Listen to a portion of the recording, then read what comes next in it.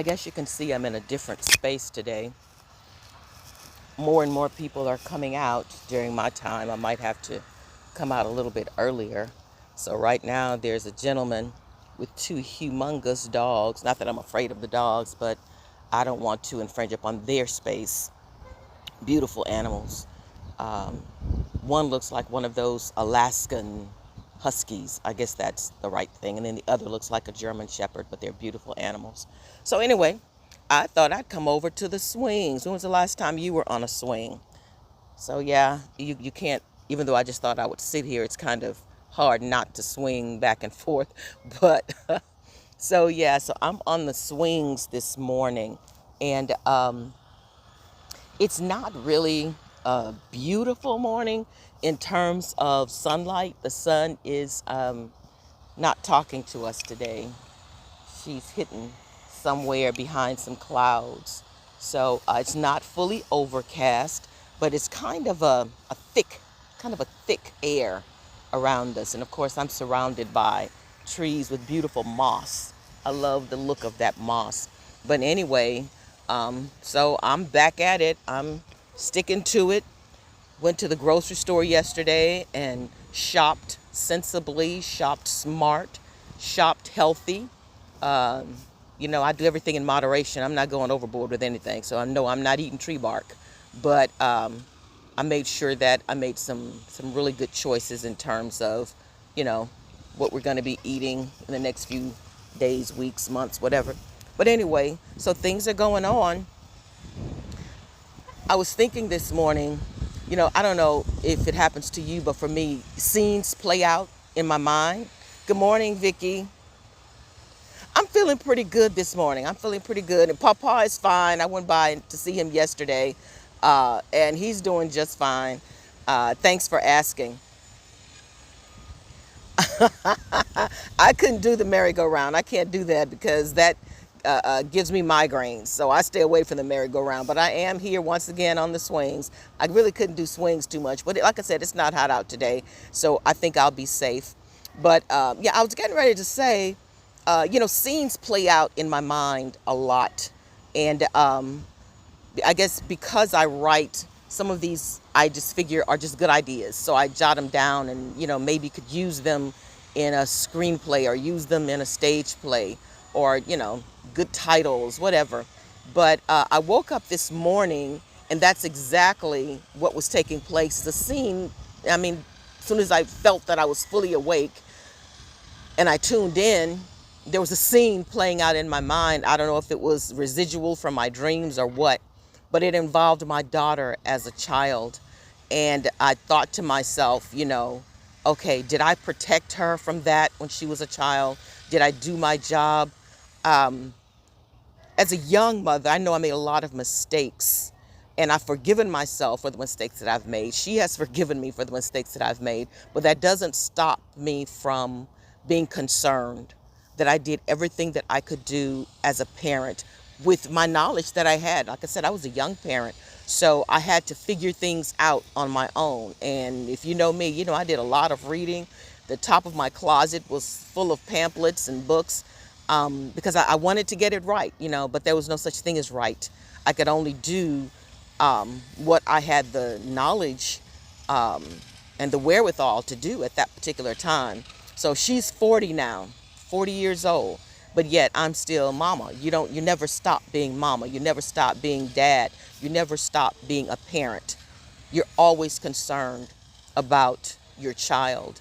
And as I came to the park this morning and started my walk, and I noticed that there were, extra people, well, not extra, but more people around, and I zoned in on the dogs. It just kind of expanded my thinking to,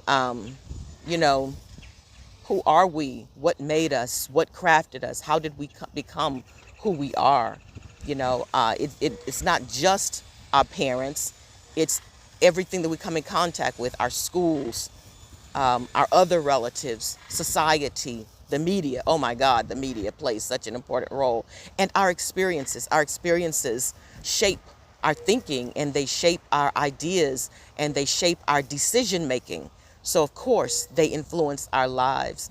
And as I was signing on, I got distracted again, which is why I didn't sign on to probably about 10 after 10. I'm trying to hit that 10 o'clock mark so I can have some consistency for those of you who join me and allow me to express. I, um, I, somebody just sent me a message and it distracted my attention. But anyway, yeah, so I was distracted coming on. And my daughter, of course, for some reason, I don't know, I guess we chat so much, her name pops up first.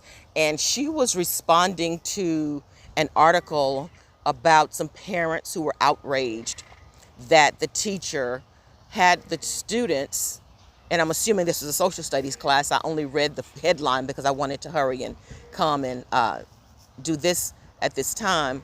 But the parents were outraged because the social studies teacher had the children watch the Derek Chauvin case and to act as jurors. That's a social studies lesson. That's citizenship.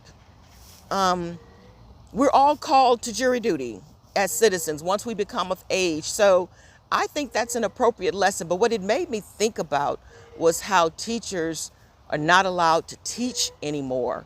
They just want us to be puppets. You know, we regurgitate and we recite and we read from scripts that someone else has written who don't know our children, who don't know our students, and don't even know our subject matter or the curriculum. If it aligns with the curriculum, if it's not offensive to regarding race, religion, or gender, those are the qualifiers nowadays, then teachers should be allowed to teach. And these are the things that help to mold and shape our children. So I'm grateful that I had the wherewithal to take control of my daughter's education. I became her teacher after 8th grade. I homeschooled her from 9th through 12th grade and guided her, to her choice of a university.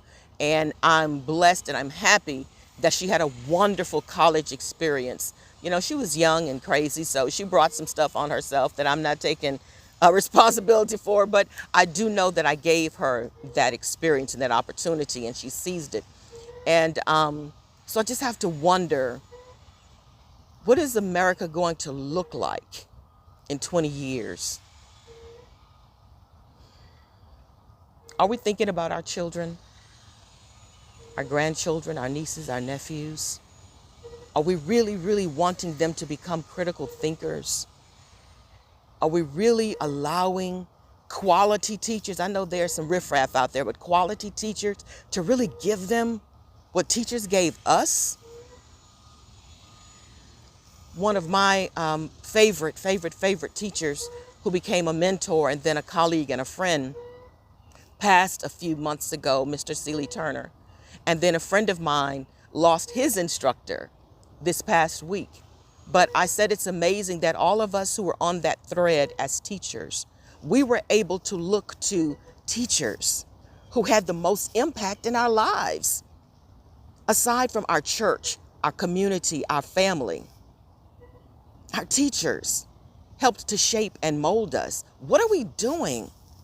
What are we doing by turning teachers into puppets? That's why your best teachers are leaving the field right now. So I could go on and on about this, for forever, but I'm not going to hold you.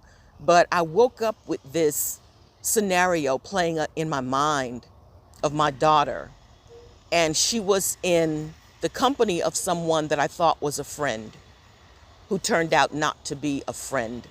And I won't say maybe this person was not a friend, but this person was who this person could be in that moment in time.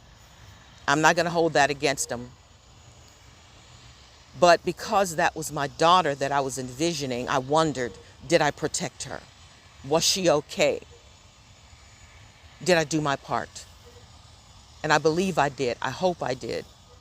And those places where I made mistakes, I have forgiven myself.